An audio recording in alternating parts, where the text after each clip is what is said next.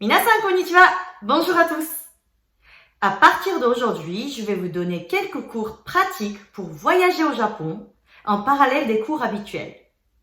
Pour commencer aujourd'hui, nous allons voir des phrases pratiques pour manger au restaurant et acheter des choses au magasin.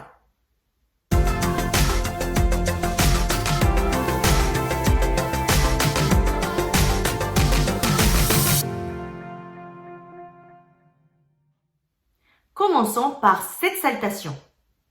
Sumimasen. Sumimasen. Sumimasen se traduit comme pardon ou excusez-moi. Vous pouvez l'utiliser lorsque vous adressez la parole au vendeur ou au serveur ou encore aux personnes à qui vous demandez un service. Par ailleurs, les Japonais utilisent très souvent cette expression car elle se dit aussi à la place de arigato, merci. En effet, ils s'excusent d'avoir dérangé l'interlocuteur pour leur rendre service. Kore o kudasai. Kore o onegai shimasu. Kore signifie ceci. Je vous conseille d'aller voir le dernier cours sur les démonstratifs japonais si vous ne l'avez pas encore vu. Onegai shimasu veut dire s'il vous plaît. C'est une expression très courante et pratique. Apprenez-la dès aujourd'hui. Elle s'emploie tout autant seule qu'avec un COD avant. Tandis que kudasai doit être utilisé toujours accompagné d'un nom. La particule O que j'ai mis entre parenthèses est la particule de complément qui se met après le COD, mais dans ces expressions en oral, elle peut passer sous silence. La particule de coordination to s'insère entre deux noms et elle est traduite comme et en français. Si je veux commander une salade et une assiette de tempura, je dirais donc salada to tempura o kudasai. Salada to tempura o kudasai. Pour commander un plat ou une boisson, vous n'avez pas besoin de préciser le nombre. Mais à partir de 2, il le faut. En japonais, on utilise des différents suffixes associés aux numéros pour compter des personnes, des animaux, des oiseaux, des objets fins, des objets longs, des véhicules, des nombres de fois, etc., etc. Je vous donnerai un cours sur les façons de compter en japonais prochainement. Aujourd'hui, pour passer commande au restaurant, nous apprenons le suffixe tsu, qui est la base couvre-tout. Mais attention, c'est un suffixe d'énumération exceptionnel. Nous ne pouvons pas le placer après les chiffres que nous avons appris lors du cours précédent. Il faudra malheureusement les apprendre par cœur. Hitotsu, futatsu, mitsu, yotsu, itsutsu.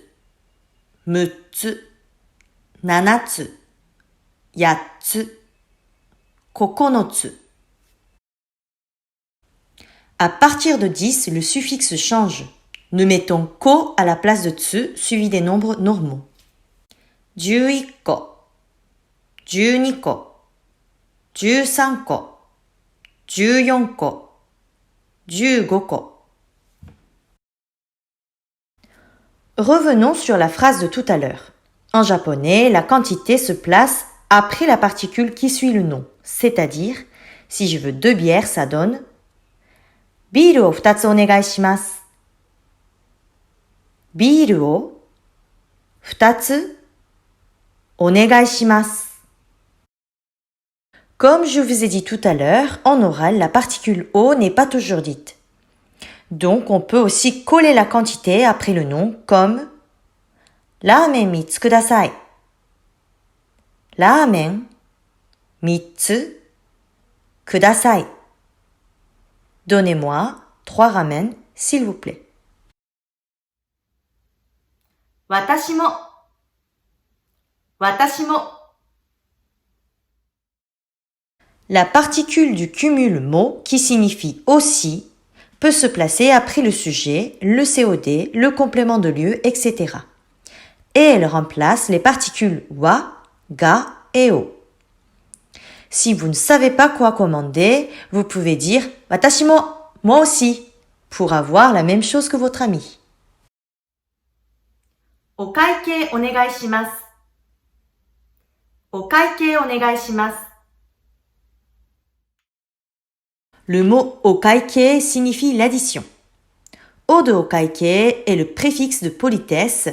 Accompagné de onegai shimasu, vous pouvez demander l'addition. いくらですか？いくらですか？ Le mot interrogatif ikura signifie combien. Pour demander le prix, vous pouvez dire ikura desu ka? C'est combien? Mais pour comprendre la réponse, vous devez bien connaître les nombres. Je vous accroche la vidéo concernée au-dessus.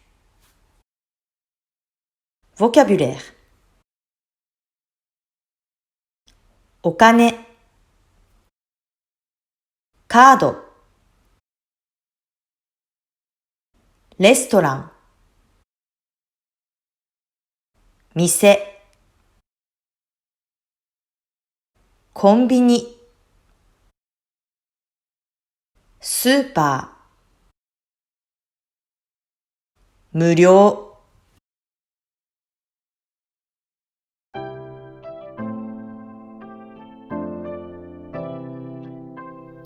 Voilà, c'est tout pour aujourd'hui. Merci à toutes les personnes qui suivent mes cours. Je pars pendant 2 semaines en vacances et je vous donne le prochain rendez-vous, donc le samedi 22 août, à l'heure habituelle, 18h. Alors, bon été et à bientôt. Ciao!